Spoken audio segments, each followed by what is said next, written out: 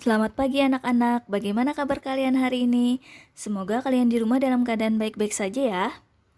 Hari ini kita belajar bahasa Indonesia tentang urutan peristiwa dalam teks fiksi. Materinya ada di tema 8, subtema 1. Teks fiksi adalah teks yang dibuat berdasarkan khayalan atau karangan penulis.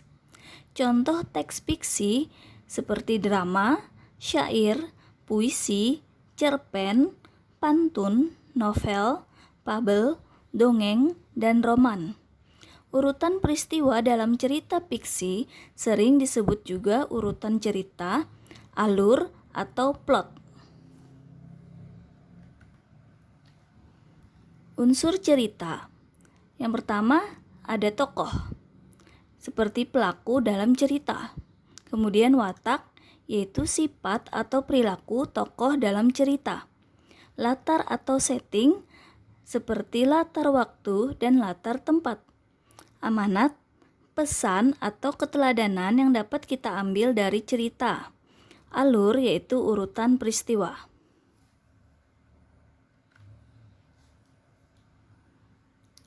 Urutan cerita atau alur terbagi menjadi beberapa tahapan, yaitu pengenalan situasi cerita, pengungkapan peristiwa, pemunculan konflik, puncak konflik, serta penyelesaian masalah. Yang pertama, pengenalan situasi cerita, yaitu mengenalkan para tokoh serta menyusun adegan dan hubungan antar tokoh. Yang kedua, pengungkapan peristiwa, yaitu menyajikan peristiwa awal yang menimbulkan berbagai masalah bagi para tokohnya. Yang ketiga, pemunculan konflik atau masalah, yaitu terjadinya peningkatan perhatian.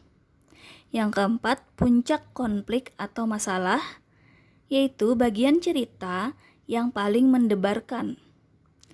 Yang kelima, menyelesaikan konflik atau masalah, yaitu saat sebuah konflik atau masalah mengalami penyelesaian. Yang keenam, akhir cerita, yaitu tahapan terakhir yang mengakhiri sebuah cerita.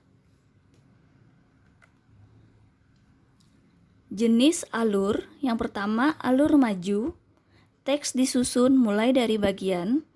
Yang pertama, pengenalan, menuju muncul konflik, menuju puncak konflik, dan terakhir penyelesaian.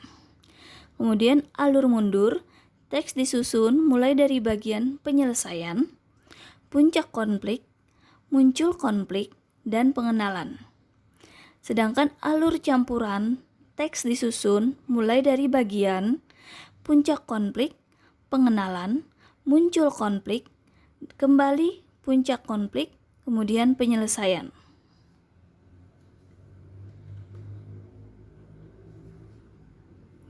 Nah, terima kasih ya anak-anak sudah mendengarkan penjelasan Ibu hari ini. Semoga nanti kalian bisa mengerjakan tugas-tugas dari Ibu dengan mudah. Selamat mengerjakan.